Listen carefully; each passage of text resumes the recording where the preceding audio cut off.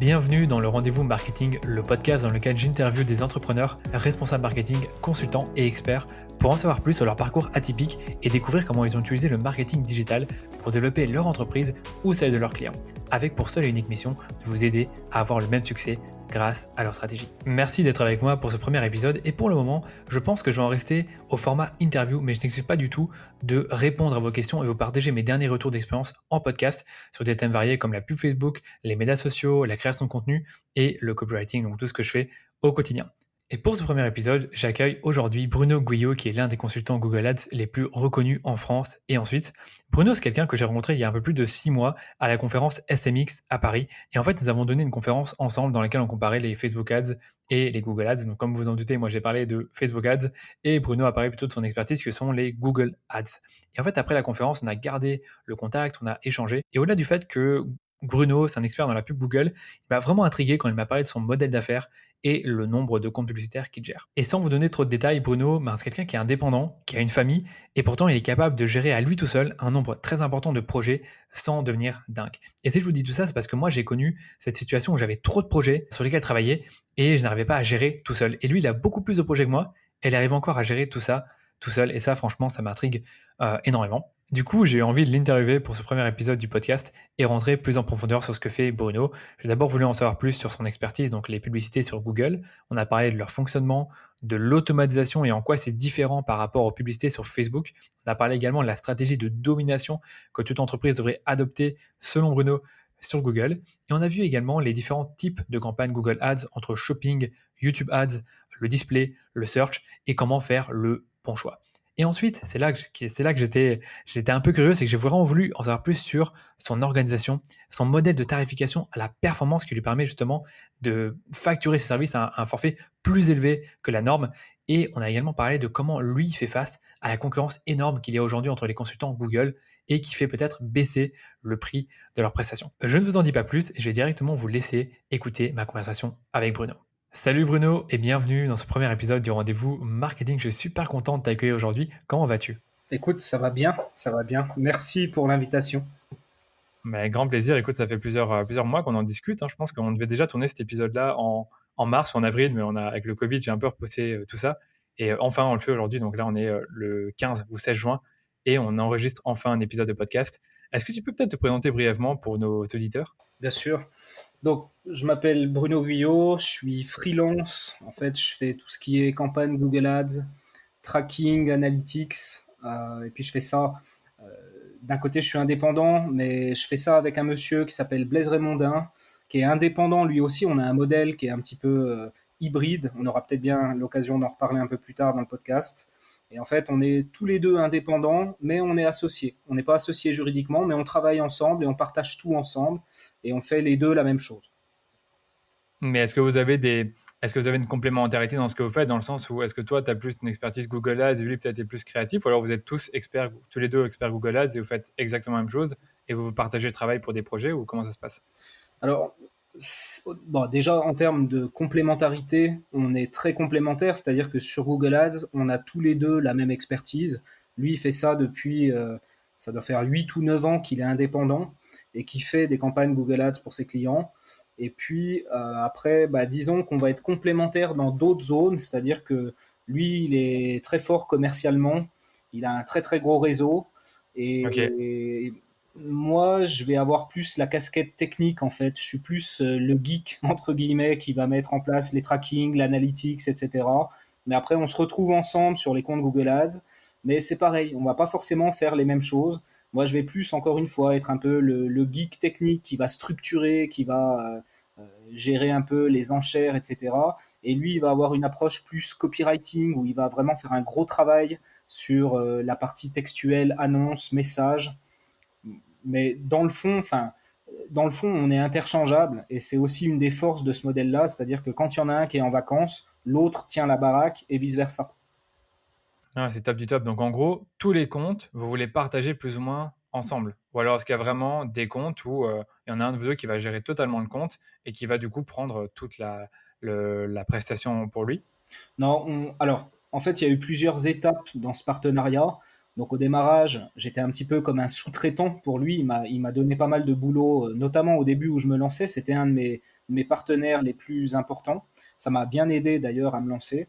Et puis, au fur et à mesure, on a commencé à vraiment développer une marque ensemble, développer des clients ensemble. Donc moi, j'avais encore des clients de mon côté, puis lui, il avait encore des clients de son côté, mais on commençait à en créer ensemble.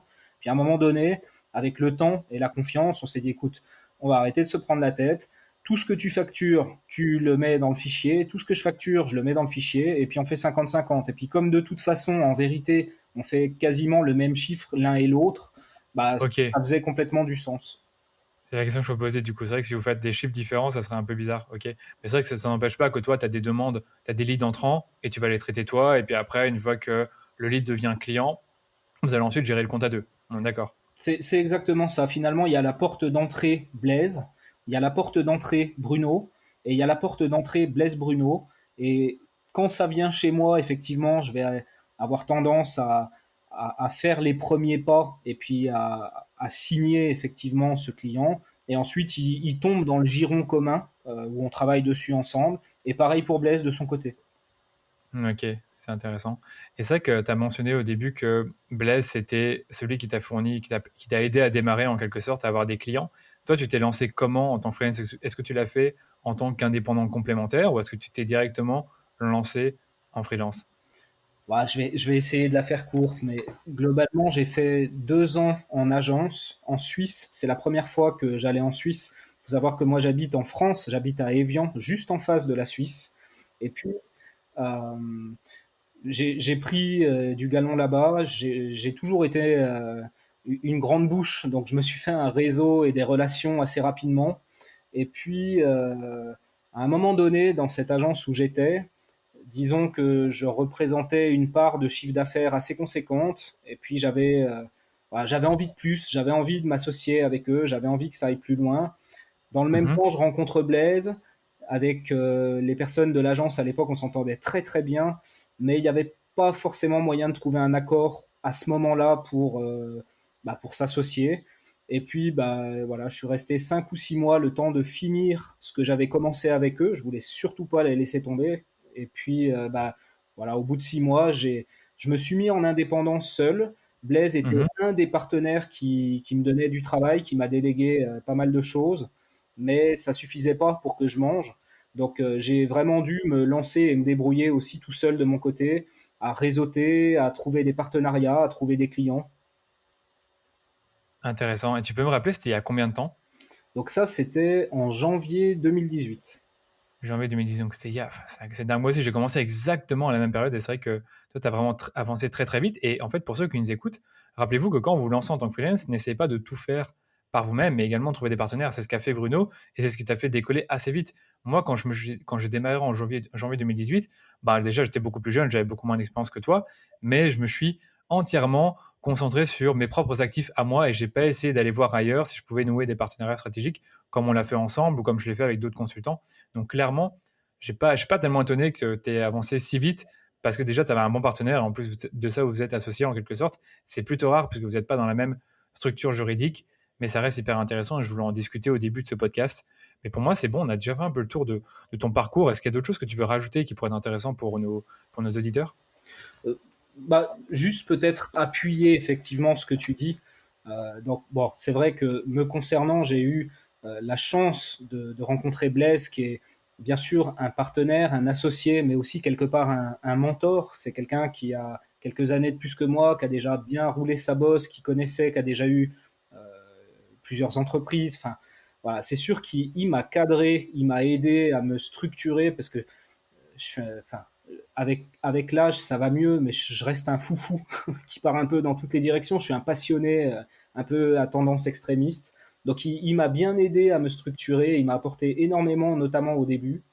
Et puis, le deuxième point que je voulais appuyer, c'est qu'effectivement, euh, bah, au démarrage, on aura peut-être l'occasion de parler de formation un peu plus tard, mais c'est vrai que c'est ce que j'apprends à mes élèves. Au démarrage, quand tu te lances en freelance, le meilleur truc que tu devrais faire tout de suite, à mon sens, et c'est ce qui a vraiment très très bien marché pour moi, c'est de chercher des partenariats. C'est la première chose à faire. Des gens qui ont déjà des clients et qui sont des clients potentiels pour toi et qui vont faciliter finalement et te donner du boulot assez rapidement.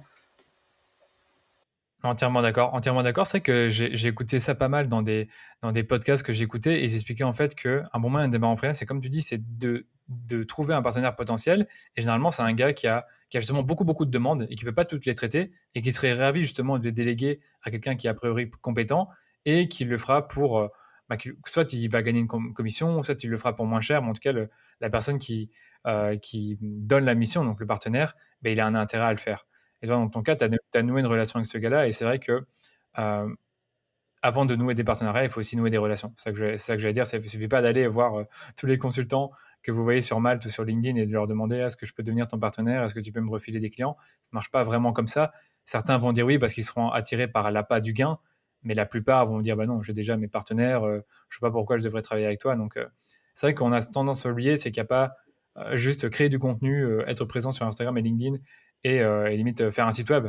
Je suppose que toi, tu étais pas concentré uniquement sur ça, alors que moi, au début, j'étais concentré à mort sur le contenu et sur le site web, alors qu'au final, j'aurais dû passer plus de temps à trouver des partenariats et mieux connaître mon client. Et je pensais que tu allais justement parler du fait que c'est important de connaître son client, donc si jamais tu as un truc à dire là-dessus, ça serait intéressant. Bah, on y reviendra sans doute un petit peu plus tard. Après, je dirais que effectivement, je faisais déjà du contenu à l'époque. J'ai Ouais, aidé beaucoup sur les forums aussi. J'étais très très très présent sur les forums Google. J'étais modérateur là-bas, enfin pas modérateur, mais membre privilégié parce que je participais énormément. J'ai aidé beaucoup de gens et je me suis fait quelque part une réputation et une visibilité sur ces forums Google. Ça m'a très vite donné l'opportunité de publier du contenu sur le site de Google. Et ça, c'est pour l'autorité, la crédibilité, le statut d'expert, c'est top. Donc effectivement, le contenu, ça m'a bien aidé. Puis j'ai jamais vraiment arrêté, même si je suis pas régulier et que j'aimerais en faire plus que ce que j'en fais. J'ai toujours ouais. focalisé sur la qualité. Mes articles, j'en ai pas fait tant que ça en vérité, mais ils sont toujours distingués parce qu'ils étaient différents et qu'ils amenaient une vraie valeur ajoutée. Maintenant, c'est vrai qu'au moment où je quitte cette agence et où je me remets en freelance, ma femme est au chômage, j'ai 2 enfants en bas âge, j'ai pas assez de clients pour manger. Alors certes, j'ai le chômage comme filet de secours, mais enfin voilà. Idéalement, je voulais ne pas prendre le chômage et finalement, en 4 mois, je me crée une dizaine de clients juste par le réseautage et les partenariats. Et à ce moment-là, le contenu, dans le fond, ils m'aident pas forcément. Aujourd'hui, avec le recul, et ça fait des années que je fais ça, c'est clair que je sais pas, entre 3 et 5 demandes par semaine, et ça, c'est majoritairement du contenu. Mais au démarrage, si j'avais compté que sur le contenu, bah, j'aurais pas mangé. C'est vrai. Non, moi, écoute, moi, ça m'a pris, environ, 4-5 mois justement pour avoir un salaire qui était correct. Alors j'aurais jamais pu nourrir une famille comme tu l'as fait assez vite, mais c'est vrai que j'ai dû me contenter de mon contenu. Mais quand j'y pense, il y avait aussi du bouche à oreille là-dedans et j'ai dû aussi faire des missions qui étaient pas forcément liées à ce que je fais aujourd'hui, donc la pub Facebook et je comprends tout à fait la difficulté quand tu te lances, c'est vraiment de trouver ses premiers clients et il y a rien à faire, quoi. Les partenariats, c'est ce qu'il y a de mieux, je trouve, encore aujourd'hui. Moi, à chaque fois qu'on me demande, un conseil pour trouver des clients, je dis: «Trouve des partenaires potentiels qui servent le client que tu veux servir». Donc voilà. En tout cas, c'était très bien résumé et justement maintenant j'aimerais bien faire la transition vers ce que toi tu fais aujourd'hui en tant que freelance, en tant qu'indépendant, c'est les publicités sur Google, qu'on appelle aussi les Google Ads, qui est pour moi un sujet assez complexe, que j'en ai un peu fait et quand j'avais, il y a 3 ans, donc non, en 2017, donc ouais, il y a 3 ans, quand j'ai commencé le marketing digital, ben, j'ai exploré les plateformes Google et Facebook et franchement, il n'y avait pas photo à l'époque, quand j'avais testé Google Ads, donc les publicités dans le search network et les pubs sur Facebook, j'avais trouvé que Facebook était beaucoup plus simple que Google pour la création des campagnes et la gestion. Est-ce que toi, tu as un peu le même avis? Est-ce que pour toi, vraiment, la pub Google, c'est plus complexe que la pub Facebook? Alors, je dirais que oui, aujourd'hui, mais ça n'a pas toujours été le cas. En fait, il y a eu plusieurs phases. Je pense que la période à laquelle tu faisais référence, notamment les débuts de la publicité Facebook Ads, où vraiment ça commençait à être bien, euh, alors à ce moment-là, sans doute que c'était à peu près aussi compliqué d'un côté que de l'autre, mais peut-être que tu as eu plus d'affinité effectivement avec Facebook. Disons qu'après, Facebook, c'est un écosystème, alors que sur Google Mmh. Ads, tu as d'emblée des animaux très différents. Si tu fais du shopping, si tu fais du search, si tu fais du display ou de la vidéo, tu es dans des plateformes différentes. La vidéo sur YouTube, Shopping, c'est Google Shopping. Le display, tu es sur des sites tiers. Aujourd'hui, ils ont développé encore des nouvelles campagnes qui diffusent sur encore d'autres emplacements. Donc, en fait, tu as une adaptation que tu dois faire à la plateforme sur laquelle tu es, au fait qu'il y ait de l'intention ou qu'il n'y en ait pas. Alors que sur Facebook, alors bien sûr, ils ont étendu avec le temps. Maintenant, c'est plus Facebook, c'est Facebook, Instagram, et puis tu peux même faire envoyer sur Messenger, etc. Donc, bien sûr, ils ont développé, mais tu restes dans une seule et même logique, je trouve, même si tu clairement. dois faire des ajustements, évidemment. Enfin, quand tu fais ta pub sur Instagram et sur Facebook, c'est pas tout à fait la même chose, mais ça reste plus ou moins, malgré tout, la même chose quand même. Ok, intéressant. C'est vrai que moi, j'ai justement je trouvais par exemple que tu vois, le fait de gérer la concurrence sur Google Ads, c'était compliqué. Donc, c'est-à-dire quand tu commences à enchérir pour un mot-clé, comment tu sais exactement quelle enchère tu dois mettre. Tous les jours, tu dois un peu regarder si tu es devant ou derrière tes concurrents, si tu payes pas trop cher ton clic. Et ça, je trouvais ça un peu complexe. Il y avait aussi le fait d'exclure des mots-clés. Et je me rappelle que ça m'avait beaucoup freiné quand je faisais la pub Google. Je me dis, ouais, c'est tout un jeu, tout ça. On peut se tromper, on peut faire des erreurs, on peut parfois mettre un bid trop élevé ou trop bas. Et donc déjà ça m'avait freiné. Et là, tu viens de le rappeler, c'est que dans Google, comme tu dis, il y a différents environnements. Il y a YouTube, le display, Google Shopping et le search, et encore d'autres que je dois même oublier. Et c'est pour ça que je me disais, franchement, pour quelqu'un qui débute, enfin, pas qui débute, mais on va dire une entreprise ou un freelance qui veut faire la Google Ads, bon, il n'y a pas photo, c'est quand même peut-être un peu plus simple de faire la pub Facebook, malgré ce que tu as l'air de dire que c'est plus ou moins la même chose. Mais là, encore une fois, j'essaie de mettre à la place d'une personne qui démarre. C'est pas simple de faire du Google, en tout cas avec tout ce que Google propose. Par contre, il y a un truc aujourd'hui sur Facebook qui est intéressant, qui facilite la vie des annonceurs, c'est l'automatisation. Donc l'automatisation, c'est quoi? C'est de laisser à Facebook la liberté de gérer votre budget, de gérer où votre publicité va apparaître, donc les placements, de gérer également le format des publicités. Donc parfois maintenant, Facebook propose pour certains types de campagnes des formats dynamiques. Donc toutes des choses qui sont basées sur le fait d'automatiser, de laisser du contrôle à Facebook, donc de lâcher du lest et passer moins de temps sur vos campagnes. Et sur Google, je suppose que c'est un peu pareil, qu'il y a de l'automatisation, mais ce que je veux te poser comme question, c'est est-ce que l'automatisation fait que ça te permet d'avoir des meilleures performances et d'être plus tranquille en tant qu'annonceur? C'est une bonne question. Alors, en fait, moi, je trouve que l'automatisation sur Facebook, elle est extrêmement efficace. Elle est redoutable. Si tu suis leurs consignes, le Power 5, etc., où finalement tu simplifies tout, puis tu mets en route l'intelligence artificielle, je trouve que dans l'ensemble, les résultats, ils sont très bons et que ça devient même très difficile manuellement de faire mieux que la machine. Sur Google, alors, il y a deux choses. Disons que la première, c'est que comme Facebook, ils automatisent de plus en plus et ils proposent des nouveaux types de campagnes dans lesquelles finalement, tu n'as quasiment plus rien à faire. Tu donnes ton site et puis bah, pour le reste, ça s'occupe de tout. Maintenant, euh, quand tu gères vraiment des campagnes Google, en manuel, tu n'as pas de mal à faire mieux que leurs campagnes automatisées. C'est-à-dire que moi, je trouve que c'est beaucoup moins abouti d'un point de vue performance que ce qu'il y a sur Facebook. Si tu mets des campagnes 100% automatisées sur Google et que tu fais pas trop attention, un petit peu comme tu pourrais le faire sur Facebook et avoir des bons résultats, sur Google, c'est encore la roulette russe. Et puis, quand tu commences à gérer des campagnes manuellement, puis que tu compares la performance de tout ce qui est complètement automatisé par rapport à ce que tu peux faire toi, je dirais qu'on fait vraiment mieux encore. Voilà, donc en gros, en tant qu'annonceur expérimenté, tu peux faire mieux que la machine. Alors que sur Facebook, c'est vrai même quand tu es un annonceur expérimenté, tu n'as pas intérêt à t'amuser avec les enchères, en tout cas pas beaucoup, à changer le ciblage régulièrement, changer les créas, gérer le budget toi-même. Tu risques de faire moins bien que la machine. Donc là, tu certifies, de ton expérience, selon toi, c'est encore faisable d'avoir des meilleurs résultats en étant avec la méthode manuelle, donc en mettant ses propres enchères, je suppose ses propres placements, plus ou moins ça. Par contre, aujourd'hui, c'est vrai que Google, je sais qu'ils ont des fameuses campagnes comme tu dis, 100% automatisées. Et là, c'est encore un niveau au-dessus de Facebook, non? Ou je me trompe? Bah, ça, il ressemble un peu dans le fond. C'est-à-dire que ils ont notamment des campagnes automatisées en display. Donc, tu lui donnes jusqu'à 15 images, tu lui donnes 5 titres, 5 descriptions. Et puis, tu peux rien gérer au niveau des ciblages. C'est tout lui qui fait. Et puis, Ah ouais. et puis voilà. Puis, t'espères que ça va fonctionner. Alors après, pour commencer à avoir du recul sur ces campagnes-là, finalement, tu te rends compte qu'il y a aussi moyen de les optimiser. Alors, il fut une époque, tu optimisais certains éléments. Aujourd'hui, c'est plus les mêmes éléments que tu dois optimiser. Aujourd'hui, tu dois tu dois ressentir l'algorithme. C'est vraiment ça. En fait, tu dois le ressentir, tu dois faire de l'empathie pour l'algorithme et comprendre où est-ce qu'il en est, où est-ce qu'il galère, et tu vas lui donner de l'oxygène et tu vas... Voilà, c'est vraiment le seul truc que tu peux faire, mais ça a un impact majeur quand même. On a des campagnes qui vont pas du tout performer, puis si tu les reprends en main correctement, même si tu peux pas optimiser quoi que ce soit, si ce n'est les enchères, le budget, les algos, ils ont une manière bien à eux de réagir. Et finalement, c'est ça aussi qui fait la différence, c'est l'expérience avec les algos et comment tu les ressens et comment tu les connais, comment tu sais qu'ils fonctionnent. Et tu vas arriver à faire partir et démarrer des campagnes alors qu'elles marchaient pas du tout.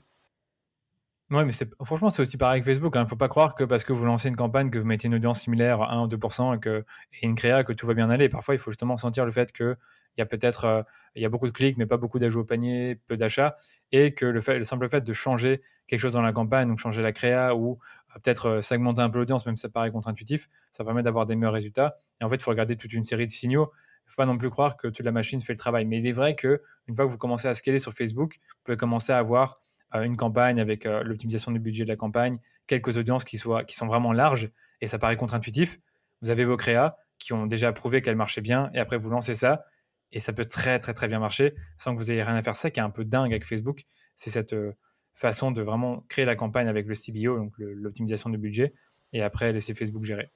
Mhm. Voilà, je pense qu'on a un peu parlé d'automatisation. Moi, je vais te poser une autre question par rapport à Google Ads, c'est toi, fondamentalement, avec tous les formats et les placements que Google propose, tu fais quel type de publicité sur Google pour tes clients? Bah, alors, ce qu'il faut comprendre, c'est que la majorité des clients, ils voudront faire de la publicité, ce qu'on appelle le search, donc c'est-à-dire qu'ils vont acheter des emplacements publicitaires textuels dans une page de résultats. Au lieu d'être en Ouais. 5e page naturellement, bah, tu prends un emplacement dans les 4 premiers résultats. Ça, je dirais que c'est au moins 80% de Ouais. la demande des clients, en fait. Donc, ils veulent aller au plus simple et être présents sur Google. Ils veulent que quand des gens recherchent une entreprise comme la leur, on puisse les trouver rapidement. Ok. Après, pour les annonceurs de type e-commerce, on fait bien sûr du Google Shopping. D'ailleurs, si tu fais du e-commerce et que tu fais de la pub Google, il faudrait commencer par Shopping. C'est quasiment toujours le meilleur choix. Et Mhm. puis, après, sur des annonceurs un petit peu plus évolués, qui vont avoir un petit peu plus de budget, un petit peu plus de maturité aussi au niveau du digital, on va les emmener sur du display, sur de la vidéo. Et puis, récemment aussi, ils ont sorti un format qui s'appelle Discovery. Voilà. En vrai, je pense que je fais l'intégralité du spectre de ce qui est possible, mais 80% de la demande des entreprises, c'est simplement du search. Du search. Ouais, donc c'est encore le cas comme il y a 2-3 ans. Je me rappelle l'entreprise avec laquelle je travaillais, donc Ubico, ils faisaient que du search et un peu de display, c'est vrai, mais le display, franchement, je suis toujours étonné. Il n'y a pas beaucoup de clics. Alors peut-être qu'en remarketing, c'est mieux, mais je sais que les campagnes display, c'était souvent décevantes pour eux. Toi, le display, ça marche bien pour tes clients? Alors, le display, c'est gangréné par la fraude, c'est tout le problème. C'est-à-dire que les publicités, en fait, elles sont diffusées sur des sites qui n'appartiennent pas à Google. Et la plupart du temps, il y a énormément de sites, c'est des vrais business, c'est-à-dire qu'ils montent des sites fantômes avec du contenu scrappé ou du contenu pourri, histoire de dire qu'il y a un site. Et puis derrière, ils font passer des bots ou des Indiens ou peu importe, mais c'est du faux trafic. Et puis ils ont compris également que comment dire, Google, il va favoriser les sites web sur lesquels il y a le plus de conversions. Donc, par exemple, si je suis un annonceur A et puis je diffuse des publicités display sur tout plein de sites, bah, s'il y a un de ces sites dans le tas qui vraiment génère beaucoup de conversions pour moi, alors Google, il va afficher toujours plus de pubs sur ce site-là, puisqu'il va gagner de l'argent comme ça. Et ça devient du coup contre-productif. En fait, le système marche sur la tête où il y a une bonne intention. Évidemment, on veut que plus il y a des conversions, plus on va essayer d'afficher nos pubs là-bas. Mais le problème, c'est que ces conversions sont fausses. Donc, tu te retrouves avec des formulaires qui vont être remplis avec des faux numéros, des faux emails, des trucs qui sont n'importe quoi. Et du coup, ça devient problématique. Donc, pour répondre à ta question, oui, le display, ça marche pour moi. Mais en fait, la fraude est ton ennemi et tu dois trouver des subterfuges et des moyens de contourner la fraude pour faire qu'enfin le Google Display, ça fonctionne. Quand tu arrives à contourner la fraude, ça marche très bien. Ok, et comment tu contournes la fraude? Là, je suis curieux maintenant. Ouais.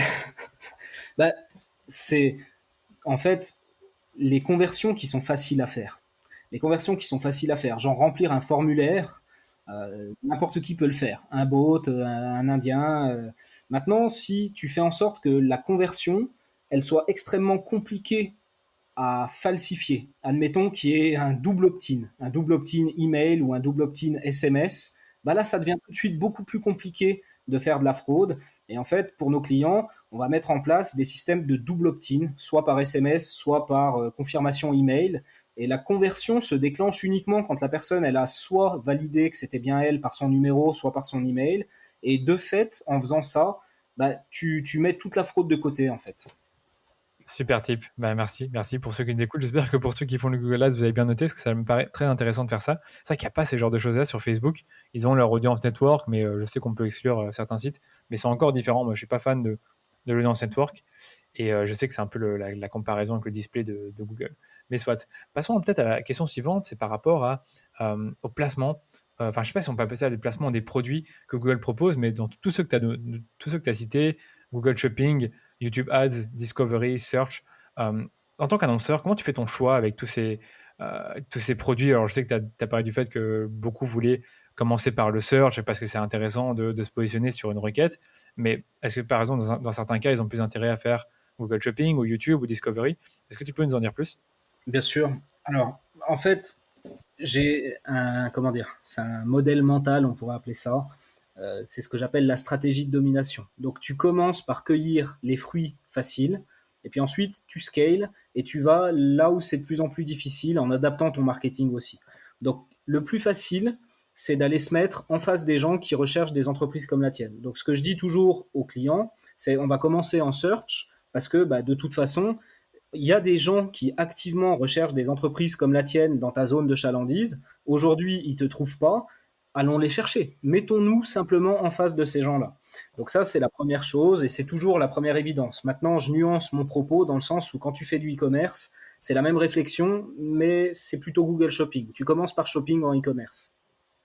Et puis après, une fois que tu as la rentabilité là-dessus, que tu prends tout ce que tu peux prendre, eh ben, tu vas en vouloir plus, mais tu peux plus en avoir plus parce que le search, c'est ni plus ni moins qu'un volume de recherche. Puis quand tu prends toutes les recherches qui sont possibles et qui te ramènent de l'argent, bah après, tu es plafonné en fait. Tu es plafonné par le nombre de gens qui cherchent chaque jour. Donc du coup, c'est le moment où tu vas aller utiliser du display ou de la vidéo pour pouvoir aller chercher un reach beaucoup plus important et scaler finalement.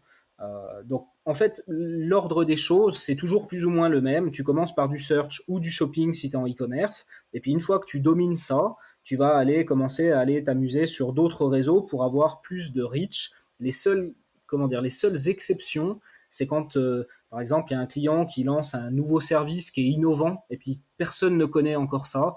Alors, à ce moment-là, il faut y aller sur de la vidéo et il faut que ta vidéo, elle cartonne et qu'elle explique bien la valeur ajoutée du produit. Ouais, je vois ce que tu veux dire. Bah, après, il y a aussi YouTube. Je voulais t'en parler un peu parce que YouTube, il y a énormément de trafic sur YouTube. C'est une sorte de Facebook en quelque sorte pour le ciblage. Si j'ai bien compris, on a le ciblage par audience similaire, le remarketing, probablement des centres d'intérêt, je suis quasiment certain. Et, euh, et ça, je me dis que ça peut être intéressant pour les annonceurs qui font déjà de la vidéo, qui ont déjà des vidéos qui présentent leurs services ou qui présentent leurs offres. Est-ce que c'est intéressant de faire de la pub YouTube directement ou est-ce que ils ont tout intérêt à plutôt commencer par le search, d'après ce que tu as dit? D'expérience, vraiment ça dépend. D'expérience, c'est mieux d'aller en search en premier parce que souvent les assets, les vidéos des entreprises, elles sont pas terribles. En fait, D'accord.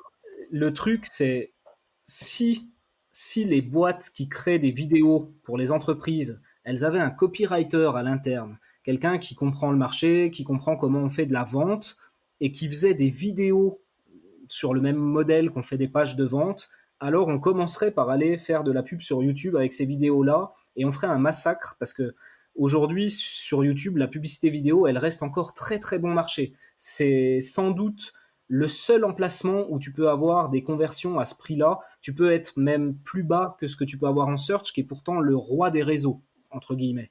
Donc, vraiment, YouTube, c'est la créative qui fait tout. C'est ta vidéo. Et malheureusement, les entreprises, elles ont des vidéos qui sont des vidéos souvent corporate on parle de nous et encore de nous, et ça fait plaisir au patron quand il voit la vidéo, il est fier de la montrer à sa femme. Mais à côté de ça, les clients ils voient ça et ils se disent mais qu'est-ce que c'est que ça? Encore une pub de merde. Dans le fond, c'est ça quoi.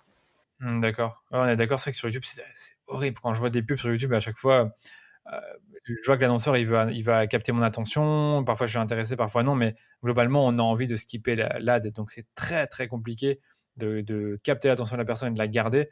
Donc, je me doute que sur YouTube, il faut vraiment avoir des bonnes compétences, comme tu dis, en copywriting, en création de vidéos, en motion également. Je pense que c'est aussi important qu'il y ait pas mal de motion d'animation dans les vidéos. Mais c'est vrai je veux revenir sur YouTube parce que franchement, c'est un réseau qui m'intéresse quand même beaucoup. C'est un produit que j'ai entendu parler par Gary Vaynerchuk, qui l'a très bien vendu. C'est la possibilité de recibler, en quelque sorte, un utilisateur sur YouTube selon les mots-clés qu'il a recherchés sur Google. Donc, admettons que moi, je cherche sur Google assurance auto. Eh bien, a priori, un annonceur auto, enfin, un annonceur assurance auto pourrait me remontrer une vidéo qui me parle d'une assurance. Est-ce que toi, tu as déjà fait ça pour tes clients et quels ont été les résultats?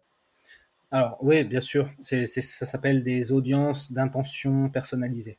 Et effectivement, tu vas pouvoir donc soit donner des mots-clés que la personne elle recherche sur Google, et puis globalement, dans les 7 jours, si la personne elle a recherché ça, Google il te met tout ça dans ton audience et puis tu vas pouvoir recibler ces gens-là. Tu as une deuxième option aussi qui est de dire bah, selon les sites qu'ils ont visités. C'est par exemple les sites de tes concurrents ou des sites d'information dans une industrie bien spécifique. Enfin voilà, tu peux mettre n'importe quelle URL. Google, il va regarder les gens qui visitent les URL en question et il va te les mettre à disposition, évidemment de manière agrégée, anonymisée, mais en théorie, tu peux recibler ces gens-là selon ce qu'ils cherchent sur Google et selon les sites qu'ils visitent aussi. Est-ce que je l'utilise? Oui, bien sûr, ça fait partie des meilleurs ciblages à utiliser quand tu fais de la publicité sur YouTube. Donc, je l'utilise. Les résultats, dans l'ensemble, ils sont très bien. Après, vraiment, encore une fois, sur YouTube, c'est la créative qui fait tout. Évidemment, il ne faut pas faire un ciblage et cibler à côté. Il faut un minimum de jugeote et de bon sens. Mais si tu fais un ciblage, tu as plein de types de ciblage. Je pense que c'est à peu près aussi complexe que Facebook. Tu en as vraiment, vraiment beaucoup. Événements de la vie, données démographiques, centres d'intérêt. Qu'est-ce que les gens sont sur le marché pour acheter? Tu vois, par exemple, en fait, Google, il sait tout ce que tu fais, tout ce que tu regardes. Et puis si par exemple, tiens, demain, tu décides que tu as envie d'acheter un appareil photo, tu vas commencer à regarder des sites d'appareils photo, tu vas aller faire des recherches sur les appareils photo, Google, il sait immédiatement. Et en fait, il va te catégoriser, il va te mettre dans une audience et il va dire que toi, tu es sur le marché pour un appareil photo et n'importe qui peut te cibler en utilisant ce qu'ils appellent des audiences in-market de gens qui recherchent un appareil photo. Ok, et une question que je vais te poser là-dessus, c'est en tant qu'utilisateur, tu restes longtemps dans cette audience-là parce que tu vois, sur Facebook, en admettant que tu t'intéresses au yoga, je sais pas, en 2020, je pense qu'en 2022, tu peux encore être ciblé avec des pubs qui visent des personnes intéressées par le yoga parce que j'ai l'impression que Facebook, une fois qu'il te met dans un intérêt, il ne te retire pas l'intérêt. Et je te dis ça parce que j'ai déjà été voir mes intérêts à un instant, donc par exemple il y a un an et demi, et je vois qu'aujourd'hui, c'est quasiment les mêmes. Donc ça n'a quasiment pas bougé. Est-ce que sur Google, c'est pareil? Alors, c'est plus ou moins pareil. De toute façon, comme sur Facebook, si tu vas sur Google My Account, puis que tu regardes un peu le profil que Google pense connaître sur toi, tu as certaines choses qui sont bien, puis tu en as d'autres qui sont à l'ouest. Mais l'audience in-market, telle que c'est vendu, il prend les signaux des 7 derniers jours. Donc celles-là, elles sont censées être fraîches, et c'est censé être 7 jours glissants. Non, c'est puissant, ça c'est vraiment puissant. C'est vrai qu'il y a tellement de trucs, parce que je connais pas assez Google Ads, donc on pourrait discuter de tous ces produits, toutes ces ciblages, mais ça a l'air très très complet aussi. Et encore une fois, je reste persuadé que c'est une bête plus dure à dompter que Facebook pour un débutant. Bref, passons à la suite. À un autre truc que tu disais dans une conférence qu'on a donné ensemble au SMX, parce que c'est là qu'on s'est rencontrés, tu parlais du fait que les campagnes Google Ads, ça ne fait pas tout. Donc ça c'est normal, tout le monde le sait, il suffit pas juste de lancer des campagnes, il faut aussi un site web qui convertit si possible, qui est responsive sur mobile, puisque la pub, généralement, elle se diffuse sur mobile, et je pense sur Google beaucoup aussi. En tout cas, sur Facebook, je pense que c'est plus de 80% ou 90% qui est diffusé sur mobile, donc c'est énorme. Donc, tu parlais de la landing page. Tu disais la landing page, c'est ultra important quand tu fais des campagnes Google Ads, pardon. Et je vais te demander, c'est quoi, toi, la formule que tu utilises pour rédiger une landing page qui convertit, puisque c'est un service que tu proposes aussi à tes clients? C'est vrai que c'est marrant, tu vois. Je me suis présenté spontanément au début. J'ai dit je fais du Google Ads et je fais de l'analytics et du tracking. Il se trouve que je fais aussi effectivement des pages de vente et que c'est devenu un automatisme. Quasiment chaque nouveau client qu'on signe, on lui vend une landing page, sauf si vraiment le site, on estime qu'il est bien, mais dans la plupart des cas, c'est pas souvent, pour être honnête. Et c'est même pas pour vendre des landing pages, c'est juste que nous, on a un mode de rémunération où on fonctionne à la performance. C'est-à-dire que si tu fais du e-commerce, on te facture un pourcentage de chiffre d'affaires qui est généré par les publicités Google, un pourcentage qui sera rentable pour toi, évidemment. Si tu fais de la génération de prospects, on va te prendre un forfait par prospect. Et en fait, pour nous, la performance, bah, elle est vraiment pas optionnelle parce que s'il n'y a pas de performance, on se rémunère pas. Et du coup, bah, ça, c'est très problématique. Donc, c'est pour ça qu'on vend systématiquement des pages de vente parce que, comme tu dis, aujourd'hui, en fait, je pense que c'est à peu près partout pareil sur toutes les plateformes. Il y a tellement de concurrence, c'est devenu tellement facile de faire de la publicité Google ou de la publicité Facebook. En tout cas, même si tu connais rien, tu peux prendre des campagnes 100% automatisées, puis tu y arriveras. Par contre, ce qui commence à vraiment être différenciant, c'est la page sur laquelle t'envoies les gens. Et maintenant, pour répondre à ta question précisément, je dirais que la formule, bah, c'est toujours plus ou moins la même. Déjà, la première chose, c'est il faut connaître le marché. La deuxième chose, c'est est-ce que ton produit, il répond à un vrai besoin? Il y a énormément d'entreprises qui se lancent aujourd'hui puis qui répondent pas à des vrais besoins. Ils ont eu une idée ou ils ont vu que ça marchait dans un autre pays. Ou en vrai, des entreprises qui font des études de marché en 2020, il y en a très très peu. Et finalement, tu te retrouves avec des gens qui proposent un produit qui plaît à pas grand monde. Donc ça fait partie des choses qu'on vérifie aussi. Est-ce que ton offre, elle plaît à quelqu'un? Ton marché, on veut le connaître, on veut savoir c'est quoi ses crispations, ses peines. Et ensuite, derrière, bah, on va monter une page qui va vraiment résonner dans la tête de quelqu'un qui est censé être la cible du produit. Et on va aller appuyer sur les galères qu'il rencontre et puis on va lui dire à quel point notre produit il va lui simplifier la vie. Et puis après, bah, les formules classiques, hein, un peu de social proof, une incitation à l'action qui est claire.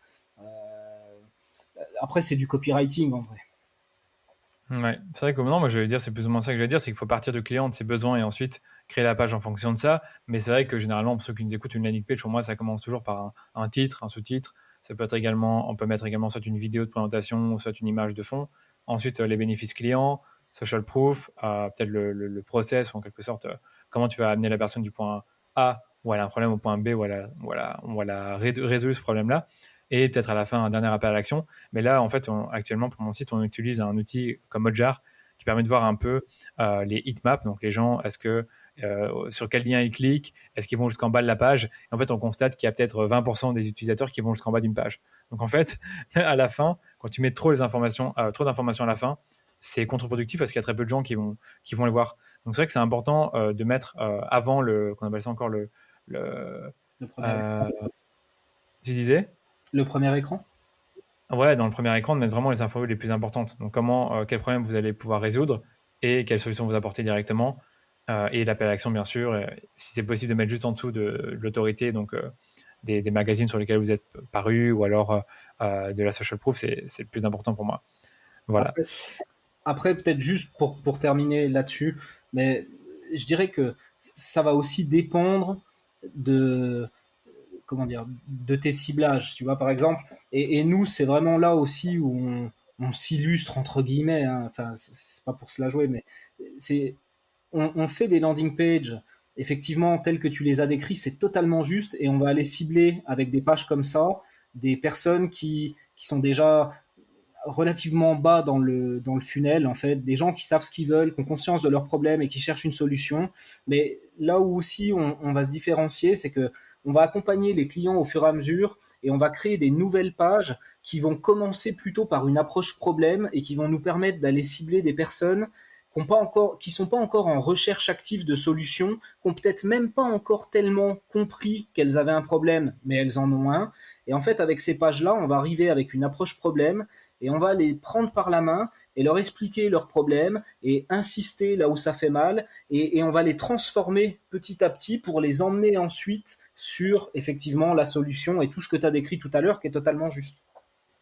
Ça, c'est une pépite. Hein. C'est ça qu'on a tendance à oublier, c'est que dans un marché, il y a toujours des gens la grande majorité qui n'ont pas conscience de leurs problèmes, une autre partie qui ont conscience de leurs problèmes mais qui sont peut-être pas forcément en train de chercher une solution, encore une autre qui cherche activement une solution et d'autres qui sont prêts à acheter. Donc si je comprends bien, toi, tu en quelque sorte dans ton process, tu as une landing page qui va justement décrire le problème et appuyer sur les points de douleur et ensuite proposer peut-être un guide ou quelque chose qui est pas trop agressif pour générer une conversion. Et ensuite, tu auras plutôt des landing pages qui sont axées sur le problème qu'ils ont et la solution que tu proposes, donc peut-être un formulaire de contact, et pourquoi pas une dernière, je ne sais pas si tu le fais, vraiment une page de vente qui vend directement le produit ou le service. Est-ce que c'est comme ça que tu fais ou alors tu as plutôt juste de landing page? Moi, c'est exactement ça. C'est vraiment toujours la même chose. Stratégie de domination. On commence par aller là où les gens sont chauds, ils sont mûrs, ils recherchent activement une solution. Et là, on leur file une landing page où tout de suite, finalement, les gens, ils veulent de l'action. Donc là, tous les éléments pour avoir l'action, ils sont là. Et au fur et à mesure où on domine, on va élargir les ciblages, aller sur des gens qui auront plus une approche problème. Et du coup, on va faire des nouvelles landing pages complètement adaptées, en fait, au cycle de vente de là où les personnes qu'on va cibler, elles se trouvent. D'accord. Non, mais super intéressant. C'est vrai qu'on a tendance à oublier, mais sur Facebook, on fait ça aussi. On fait ça aussi parce que c'est normal, il faut toujours séparer le trafic selon la température et selon, comme tu dis, leur connaissance du problème. Donc ça, c'est la base du marketing. Je pense qu'on n'apprend rien à ceux qui nous écoutent. Parlons maintenant freelancing. C'est vrai qu'il y a, toi de ton côté, tu es freelance depuis 2 ans, on l'a dit, tu as décollé assez vite. Mais moi, ce qui m'a impressionné à chaque fois que j'ai discuté avec toi, c'est quand tu m'as expliqué le nombre de comptes publicitaires que tu gères à toi tout seul, parce que pour l'instant, si j'ai bien compris, tu n'as pas d'employés, tu as peut-être des freelances, je ne sais pas, mais en tout cas, tu es tout seul. Et je veux savoir comment toi, tu t'organises pour à la fois faire un bon job pour tes clients, donc faire des pubs Google et les optimiser, communiquer sur les médias sociaux, créer du contenu, vendre tes prestations quand tu as des gens au téléphone, parce que tu as souvent des prospects, et t'organiser en sachant que tu as une famille à côté. Écoute, il y a plusieurs choses. Bon, déjà, je suis pas seul, on est deux avec Blaise. Maintenant, c'est vrai que on a un certain nombre de comptes publicitaires. Euh, c'est fluctuant, ça rentre, ça sort, mais c'est vrai qu'on en a quand même relativement beaucoup. Bon. Après, ce qu'il faut comprendre, c'est que moi, je suis un optimiseur. Je suis un optimiseur et je dors pas beaucoup. C'est mes deux forces. C'est vrai. Tu dors combien d'heures par nuit, juste par curiosité? Bah, entre 6 et 7 et je peux me permettre de tirer sur la corde pendant quelques jours et puis après bah, le week-end par contre je suis un loir. Et du coup, en fait, assez rapidement, un jour je me suis retrouvé avec pas mal de comptes et je me sentais débordé. Et alors à ce moment-là, j'ai pris du recul et j'ai réfléchi et je me suis dit ok, comment tu peux faire? Soit tu engages quelqu'un ou tu fais un petit peu, tu trouves un troisième luron, mais c'est pas dans notre intention avec Blaise, on est bien les deux et on n'a pas envie de trouver quelqu'un d'autre. Donc à ce moment-là, j'ai choisi l'autre approche. Je me suis dit, on va décomposer tout ce qu'on fait. Donc on s'est fait un mind map, on s'est fait un gros travail. On a décomposé l'intégralité de tout ce qu'on fait pour nos clients, peu importe le moment où on est avec eux, de l'onboarding jusqu'à la fin par exemple où on termine avec un client. On a tout décomposé et on s'est posé la question, on s'est dit ok, qu'est-ce qu'on peut standardiser, qu'est-ce qu'on peut automatiser, qu'est-ce qu'on peut éventuellement sous-traiter. On n'est pas spécialement pour la sous-traitance et on sous-traite extrêmement peu de choses. Mais voilà, les tâches sans valeur ajoutée, genre le travail de singe, enfin ça, il n'y a aucune raison de le faire par soi-même. Donc en fait, on a fait ça, et puis on a développé une méthode. Moi, j'ai développé des outils de monitoring, des outils aussi qui te permettent de diagnostiquer n'importe quel compte Google Ads en moitié moins de temps que ce que tu pourrais faire si tu allais dans les interfaces. Et en fait, j'ai optimisé ces outils, ça fait maintenant 2 ans, et je les ai confrontés avec d'autres gens, etc. J'en ai vraiment parlé autour de moi, j'ai demandé des avis, je les ai fait tester. Et aujourd'hui, on a quelque chose qui est extrêmement abouti et qui fait que globalement, comparé à n'importe quelle personne qui fait le même métier que moi, je fais la même chose que lui en 2 fois moins de temps.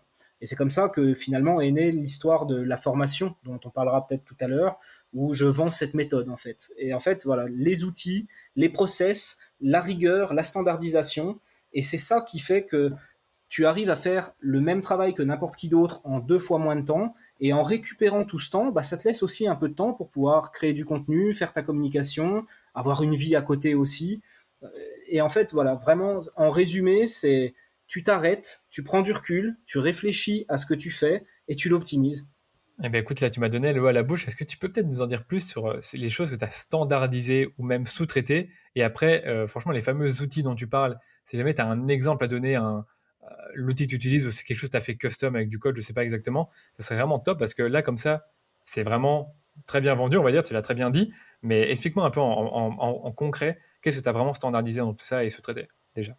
Alors, on a plus ou moins tout templétisé. Dès lors qu'il y a quelque chose qui revient et qui est déjà venu une fois au précédent, ben, on se dit ça, il faut le templétiser, il faut l'automatiser.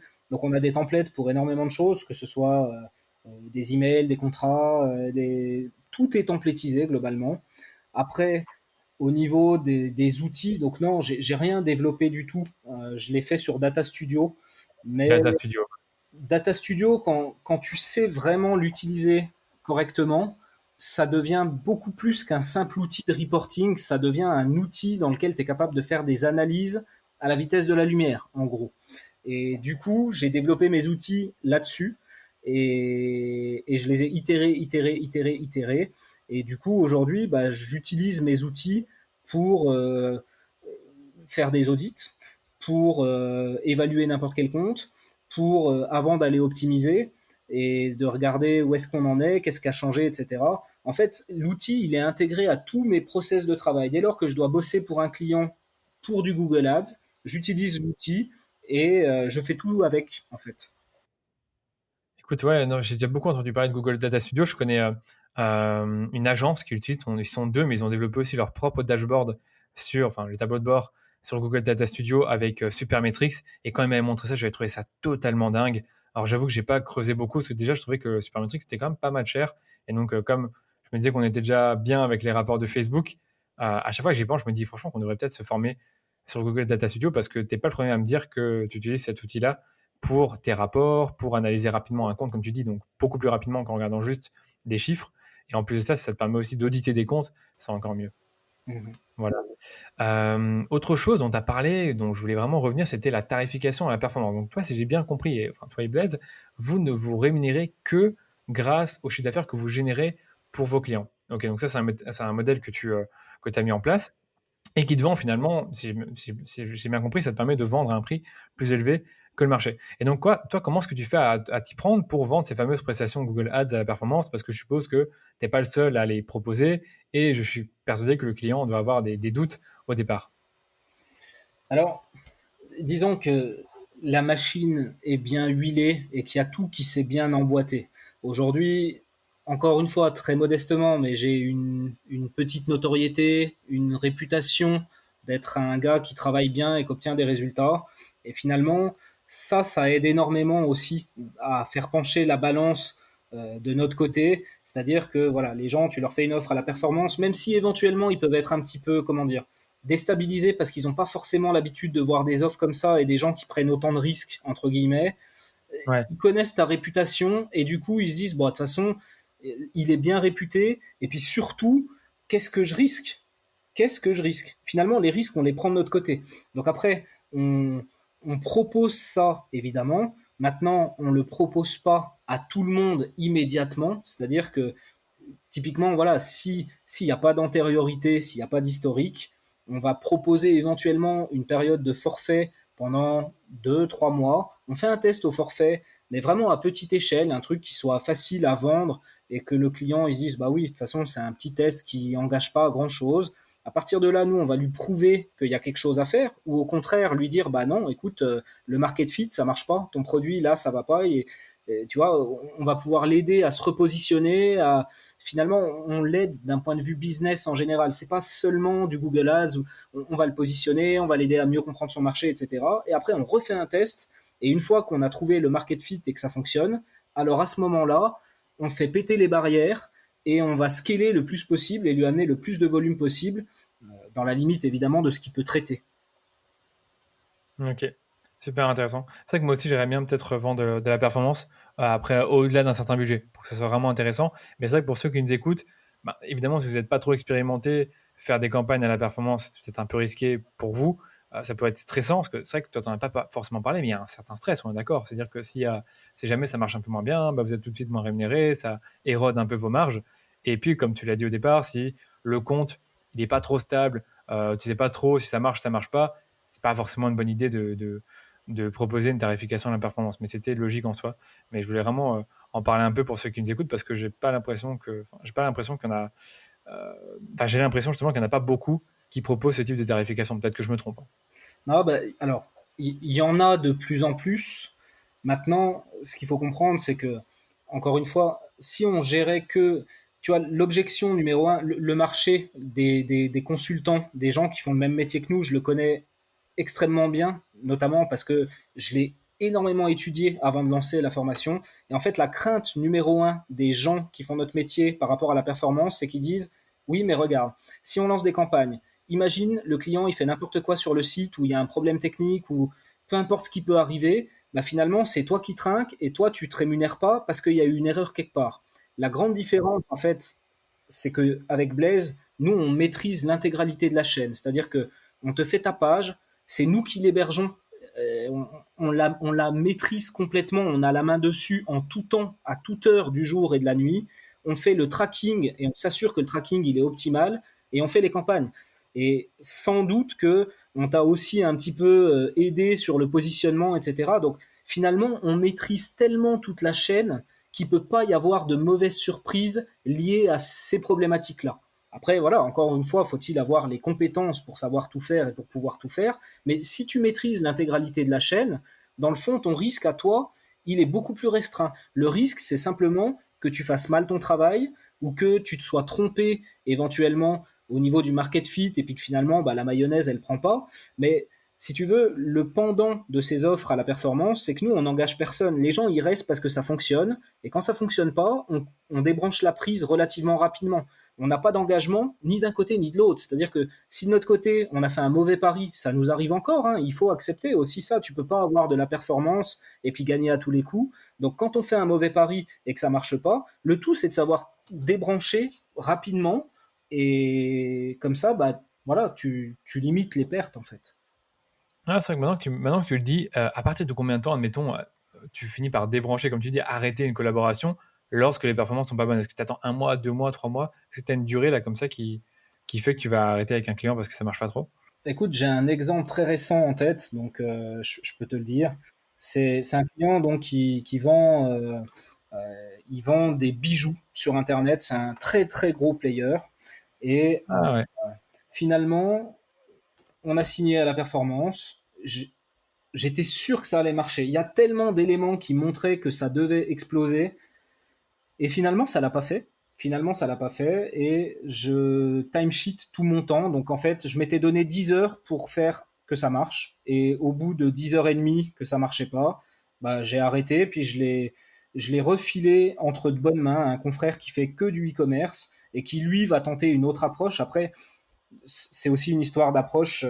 Je sais que mon approche, elle marche dans la plupart des cas, mais il y a des fois où ça marche pas et il faut juste savoir le reconnaître. Il faut juste aussi, et ça c'est très très difficile pour des gens comme nous, se dire ok, t'as échoué et t'arrêtes là, tu limites les frais. Il y a toujours cette tentation de se dire allez, tu continues, tu vas y arriver, c'est sûr. Moi en plus je suis un obstiné, je suis un acharné, mais il faut à un moment donné avoir conscience de ces biais cognitifs qu'on a tous et qui est juste de se dire, OK, lâche l'émotionnel, regarde rationnellement les chiffres, tu t'étais donné 10 heures, là ça fait 10 heures et demie, tu arrêtes.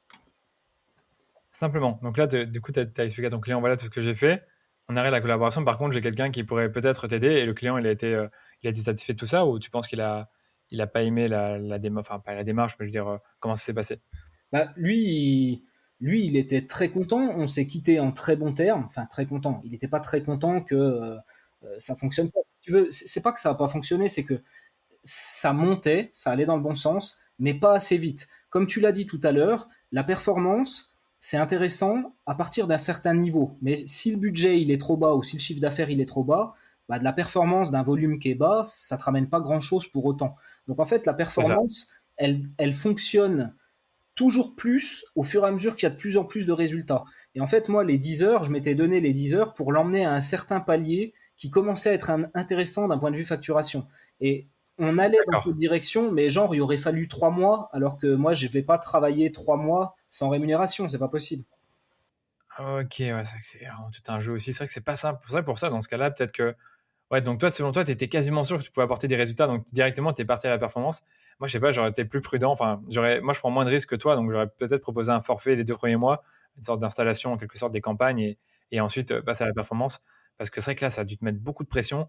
Et ça tombe au final, comme tu dis, après 2-3 mois, ben, tu aurais peut-être réussi la mission de scaler de scaler les campagnes à un niveau acceptable pour que la performance qui est générée, enfin le pourcentage que tu prends, te donne une tarification intéressante.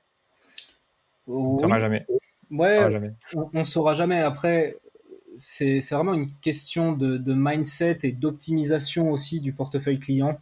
Je veux pas rentrer trop en détail là-dedans, mais euh, effectivement, ton portefeuille client, c'est comme un compte Google Ads, c'est-à-dire que c'est un asset que tu vas pouvoir optimiser. Après, évidemment, il y a des gens où il faut faire très attention, il faut mettre les formes, il faut être poli, respectueux, tu laisses jamais un client dans la merde, mais à part ça, et à côté de ça, et en étant très correct et en faisant les choses très humainement, à la base, un portefeuille client, tu dois aussi l'optimiser. Donc j'ai toujours de la place pour rentrer des nouveaux clients. Et le but, c'est de faire des tests en fait. Notre métier, c'est on fait des tests dans tout. Et quelque part, bah, quand tu testes avec un nouveau client, tu fais un test avec lui. Je suis très clair aussi au départ, tu vois. Au départ, je leur dis, on va partir à la performance, on va faire ça. J'ai souvent des clients qui me disent, ouais, mais pourquoi on ferait pas au forfait tu vois, limite, ils Ok. sont gênés que je prenne autant de risques et je leur dis, bah, non, en fait, on va y aller comme ça, il n'y a pas de souci. Si ça marche, on va gagner tous les deux, ça va être super. Et si ça marche pas, bah, moi, j'aurais tenté mon approche et puis ça t'aura rien coûté. Et puis, bah, on débranchera la prise rapidement et je te trouverai quelqu'un d'autre qui aura peut-être plus de chances que moi de réussir parce qu'il est spécialisé dans ton domaine ou parce peu importe la raison en fait. Après, heureusement, D'accord. ça arrive pas souvent, mais tu peux pas ne pas prendre de risques. Enfin, forcément, si tu fais de la perf comme ça, tu prends des risques et donc il y a aussi des fois où ça marche pas. D'accord. Donc d'entrée, parfois, tu vas le dire au client, ça peut ne pas marcher. Et si jamais ça ne marche pas, je te redirigerai vers un autre prestataire, parce que je suppose que tu as un bon réseau de prestataires Google qui pourrait faire un travail un peu différent du tien, mais qui pourrait avoir des résultats aussi. Dans l'idée, je suis très clair au départ sur l'approche, comment je vois les choses, les résultats que j'imagine que ça va donner. Et en même temps, sur les offres, c'est aussi très très très clair. J'ai des offres qui font 5, 6 pages et qui sont extrêmement détaillées. Mais globalement, voilà, je fais énormément de pédagogie auprès du client et je lui explique. Et je dirais que, allez, dans 80% des cas, la performance, le pari initial, il fonctionne. Donc, il y a peut-être seulement 20% des cas où ça marche pas ou pas assez bien. Et à ce moment-là, il y a plusieurs échappatoires. Soit on renégocie et on va faire un travail d'optimisation, de positionnement, etc. pour vraiment faire en sorte que ça marche mieux dès qu'on va redémarrer. Ou alors effectivement, ce client, je lui dis, bah écoute, je le sens pas, j'ai essayé, ça n'a pas marché, ça t'a rien coûté, et puis de toute façon, on est toujours en très bons termes, très bonne communication, très bonne relation, et du coup, j'aimerais te proposer quelqu'un d'autre pour me remplacer, parce que je le sens pas, tout simplement.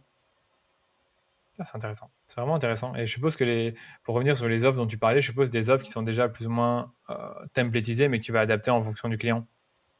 Ouais, exactement. Tout est templétisé. Mais après, c'est pareil. On fait énormément de tests avec Blaze et on prend énormément de plaisir. En fait, quand tu fais signer un client à la performance, c'est ni plus ni moins qu'une équation.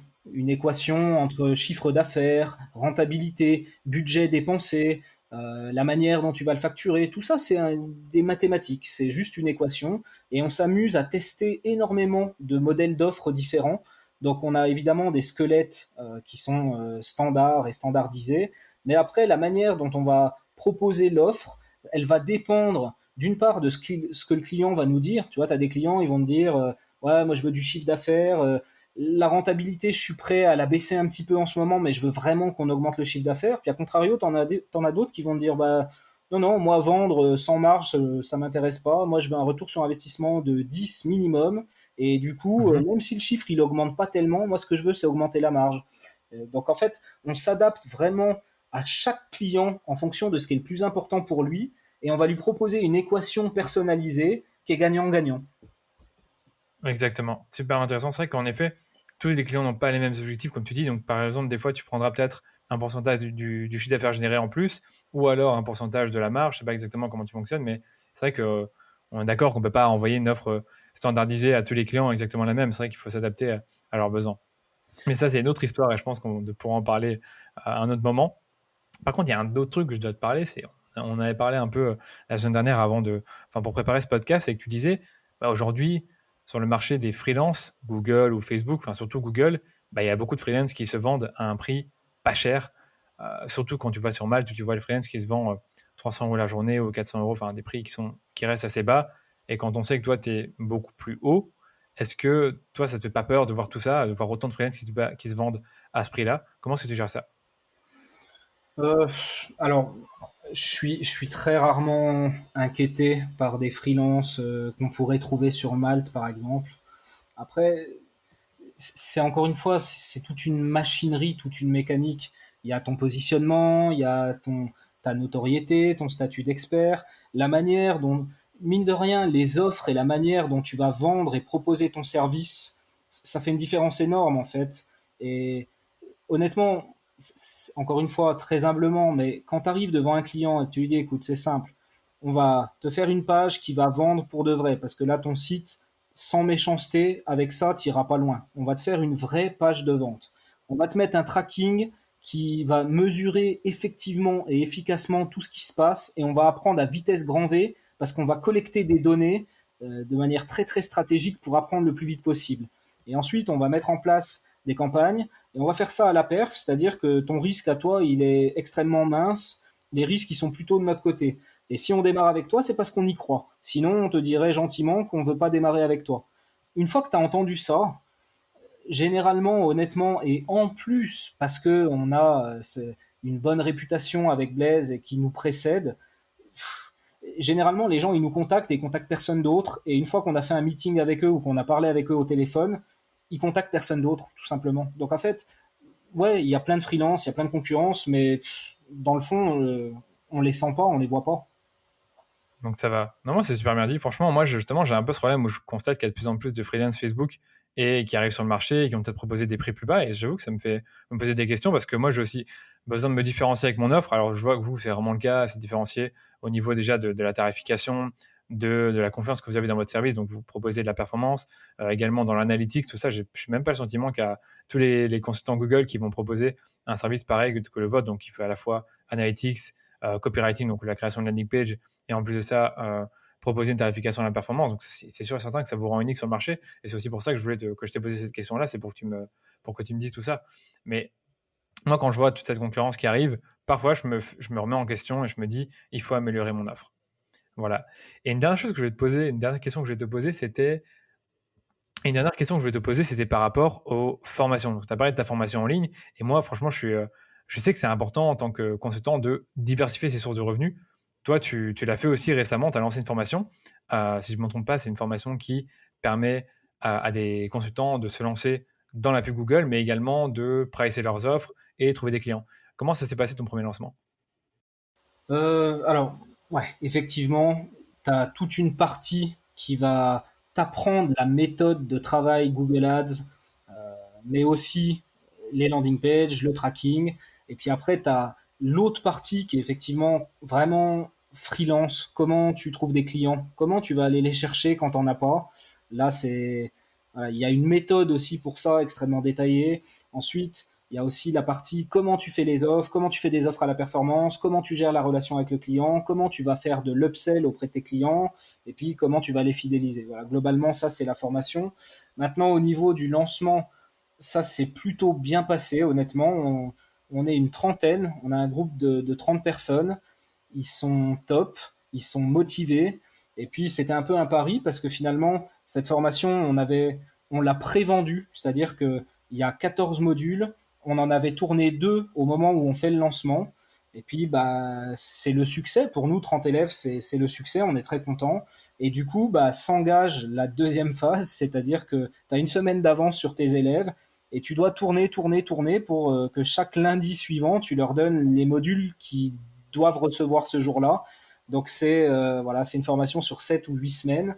Et là, j'arrive à la dernière semaine de cette première classe et je t'avoue que je suis content parce que c'était dur. Ouais, je m'en doute. C'est vrai que pour ceux qui nous écoutent, toi, tu as lancé la formation alors qu'elle n'était même pas encore prête. En tout cas, je pense qu'il y avait quoi, une partie qui était prête et pas l'autre, ou alors rien du tout était prêt? Bah, j'avais le plan et puis j'avais tourné les 2 premiers modules. Après, il faut savoir que la formation, elle fait à peu près 40 heures. 40 heures, mais c'est donc dans les 40 heures, il y a à la fois de la pub Google et également le métier de freelance en consultant. Bah, en 40 heures, on t'apprend tout ce que tu as besoin de savoir pour être consultant Google Ads, parce que c'est la forte étiquette. Maintenant, on a des gens qui font du SEO, puis qui font aussi juste un tout petit peu de Google Ads à côté. On a des gens qui sont des couteaux suisses et puis qui gèrent tout le marketing digital des clients, mais qui voulaient se spécialiser sur Google Ads. On a des gens qui sont en agence, qui envisagent de partir en freelance, mais qui, pour l'instant, n'ont pas osé sauter le pas. Et finalement, ça matche bien pour tout le monde. Ouais. Ok, top. Bah écoute, ouais, moi aussi, hein, quand j'avais lancé la formation, j'ai appris plein de choses. Mais moi, j'avais créé la formation avant. Et je pense que si c'était à refaire, je ferais comme toi. Je ferais vraiment une première partie. Et puis après, je créerai les modules au fur et à mesure, même si c'est beaucoup de stress. Par contre, je demanderai énormément de feedback sur les modules pour les améliorer. Et puis après, évidemment, je referai un autre lancement plus, on va dire, officiel. Parce que là, c'était plutôt un. Je sais pas si c'était un pré-lancement ou une sorte de. Comment on appelle ça encore? J'ai oublié le nom, mais un bêta testing, un truc comme ça. Je me suis inspiré de ce que fait, je sais pas si tu connais Jeff Walker, le mec qui a fait Product Launch Formula. Et en fait, c'est ce que Ouais. lui appelle un seed launch, c'est-à-dire que tu fais un lancement et t'as pas encore le produit. En fait, tu te sers du lancement pour créer le produit. Donc effectivement, comme tu l'as dit, alors c'est très stressant. Il faut tourner, il faut délivrer. D'un autre côté, c'est top aussi parce que bah, tu connais l'humain, on a tous tendance à procrastiner et finalement quand ta deadline elle est courte et que t'as pas le choix, bah tu vas vraiment à l'essentiel et tu délivres, tu délivres, tu délivres. Donc ça c'était très très bien. Sans doute que si je l'avais tourné avant, j'aurais procrastiné, il m'aurait fallu peut-être 6 8 mois pour la faire alors que là on l'a sorti en 7 semaines. Et puis Ouais.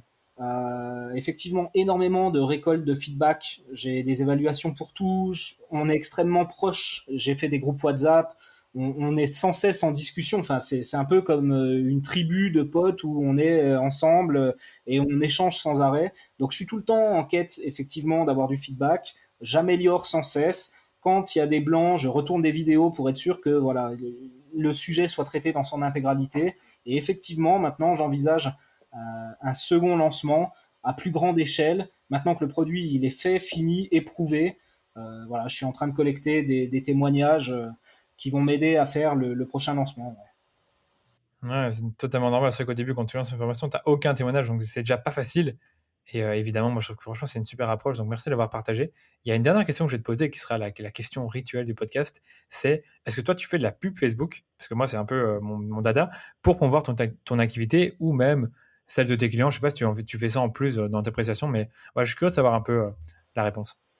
Alors, j'en fais pas pour moi, même si pour le prochain lancement de la formation, je vais sans doute en faire. Je veux me donner une chance de voir ce que ça peut donner. Après, tu vois, en fait, j'ai une approche spécifique de Facebook, c'est-à-dire que pour moi, Facebook, c'est vraiment le personnel. Et du coup, par exemple, des gens comme nous qui sont consultants, etc., il y en a plein qui se sont fait une page Facebook professionnelle, en fait, et qui communiquent et qui servent énormément de Facebook, et ils ont leurs habitudes là-bas. C'est vrai que moi, Facebook, j'y suis quasiment jamais. Après, il y a certains clients, quand ils nous demandent et qui sont en galère, on va les dépanner, puis on va faire des campagnes Facebook pour eux. Mais tu vois, j'ai tellement, on a tellement une méthode éprouvée et productive sur Google Ads que, en fait, on garde le focus là-dessus plutôt que d'aller sur Facebook. Ensuite, pour ma propre activité, j'ai plutôt tendance à faire de la pub sur Twitter et sur LinkedIn. Donc, en réponse à ta question, très honnêtement, j'en fais pas beaucoup. Attends, donc tu fais de la pub sur Twitter et LinkedIn pour te promouvoir? Donc vraiment de la publicité ou alors juste des posts? Ah ouais, de la publicité, ouais. Et des posts, les deux. Vraiment, vraiment intéressant. Et donc là, tu fais de la pub LinkedIn pour attirer des prospects, je suppose? Alors sur LinkedIn, je fais de la visibilité premium parce que c'est quelque chose qui coûte cher. Donc je fais un ciblage de sniper. Je cible vraiment pas énormément de monde. Mes audiences, elles sont petites. Mais par contre, les gens que je cible, c'est tous des clients idéaux à quelque chose près. Parce que je sais totalement qui est mon client idéal. Et puis sur Twitter, par contre, là, j'ai une approche plus massive. D'ailleurs, tu vois, la formation, je fais 30 élèves. La seule dépense que j'ai faite, c'est 600 euros d'investissement sur Twitter. C'est le seul truc que j'ai fait. D'accord. Et tu sais si ces investissements, ils ont été concluants Ah ouais, en termes de retour? Ouais. il y a à peu près entre un tiers et la moitié des élèves qui ne me connaissaient pas et qui ont vu la pub sur Twitter. C'est totalement dingue. Alors, pour ceux qui nous écoutent, c'est vrai que Twitter, c'est un peu l'endroit où tous les consultants traînent. Beaucoup de consultants Google sont là. Je sais pas comment ça se fait, il y a plein de SEO et de SIA qui sont sur Twitter, je ne sais pas pourquoi. Mais c'est vrai que dans ton cas, c'était intéressant d'avoir fait de la pub Twitter. La pub LinkedIn, faudra peut-être qu'on en reparle parce que moi, j'ai toujours trouvé ça super cher. Il faudrait que tu m'expliques donc avec quelle offre tu arrives pour cibler les personnes que tu veux cibler sur LinkedIn. Parce que ça, je me suis déjà interrogé là-dessus. Est-ce que j'ai un intérêt en tant qu'agence de publicité Facebook de cibler, j'en sais rien, moi, des dirigeants, des CEO, des CMO d'entreprises avec lesquelles je devrais travailler, avec la pub LinkedIn, je ne sais pas. Mais c'est vrai que la pub Facebook pour promouvoir mon activité, moi je ne le fais pas beaucoup non plus, enfin pour promouvoir les services, parce que j'ai pas l'impression que mon client idéal se trouve vraiment sur Facebook et qu'il passe beaucoup de temps là-bas. Après, tu as vraiment les spécificités de la plateforme. Tu vois, sur LinkedIn, pour moi, hein, c'est ma vision de la chose, mais c'est soit tu fais de la visibilité premium auprès d'une audience que vraiment, euh, tu sais, voilà, c'est des décideurs, c'est tes clients idéaux. Et là, en fait, tu, tu payes de la visibilité. Donc là, tu vas au CPM. Et puis, tu t'en fous des clics, tu t'en fous de combien tu payes par clic. Tu veux juste que ces personnes-là, elles te voient et qu'elles te voient régulièrement. Il faut juste que tu sois très pertinent. Et à contrario, je vais faire aussi ma pub sur LinkedIn pour promouvoir certains articles de blog. Et puis là, bah, pareil, j'enchéris au CPM, mais je cible tellement bien les personnes, tu vois, en fonction de compétences ou de groupes, par exemple, dans lequel elles se situent, que je sais que mon contenu, il est hyper pertinent pour eux. Et du coup, je vais avoir un taux de clic entre 2, 3, des fois 4%. Et là, tu payes tes clics entre 30 centimes et 50 centimes, mais tu payes au CPM, en fait. C'est top. Je veux bien que tu montes ça un jour parce que ça m'intéresse vraiment beaucoup d'en savoir plus sur cette méthodologie-là parce que je connais peu de gens vraiment qui font de la publicité LinkedIn, enfin, je veux dire des consultants. Et là, tu as l'air d'avoir des résultats intéressants à partager, enfin en tout cas pour toi. Et si jamais tu as le temps de me montrer, je suis assez curieux de les connaître. Ben, en tout cas, merci à toi pour d'avoir été présent, d'avoir délivré autant de valeur pour ce premier épisode. Et la dernière chose que je dois te demander, c'est où est-ce qu'on peut te retrouver parce qu'il y a beaucoup de gens qui ne te connaissent peut-être pas. Est-ce que tu peux me dire comment est-ce qu'on peut te contacter ou te retrouver sur le web? Bien sûr, soit on tape Bruno Guyot et puis on tombera sur mon site ou la chaîne YouTube. Enfin voilà, on n'a pas de mal à me trouver si on tape mon nom sur Google ou sinon sur le site blaisebruno.com où là c'est notre site à Blaise et moi sur lequel voilà on explique ce qu'on fait et on peut nous contacter. Merci encore une fois pour toutes tes réponses, Bruno. Je te dis à bientôt. À bientôt. Alors, ça vous a plu? Merci beaucoup d'avoir écouté jusqu'au bout ce premier épisode de Rendez-vous Marketing. Vous imaginez pas à quel point ça me fait plaisir de pouvoir partager des choses dans un podcast. En tout cas, j'espère que l'épisode vous a plu et qu'il vous a appris des choses grâce à l'expertise et le parcours de Bruno Guyot. D'ailleurs, si ce podcast vous a plu et qu'il vous a aidé, alors la meilleure façon de me remercier, c'est de me laisser un avis sincère et objectif sur iTunes ou Apple Podcast, parce que c'est comme ça que je pourrais augmenter la visibilité du podcast. N'hésitez pas non plus à parler du podcast autour de vous. Et si vous avez des questions sur le podcast ou des personnes que vous aimeriez que j'interviewe, n'hésitez pas à m'envoyer un message privé sur LinkedIn ou Instagram. Je vous ai mis le lien de mes réseaux sociaux dans les notes de l'épisode. Voilà les amis, j'en ai terminé pour aujourd'hui. N'hésitez pas à vous abonner à ma newsletter ou au podcast pour être notifié dès que je sors un nouvel épisode. Je vous ai mis le lien pour vous inscrire à ma newsletter, c'est danieloduchesne.com/blog. Vous retrouverez ce lien dans les notes de l'épisode. À bientôt pour un nouvel épisode du Rendez-vous Marketing.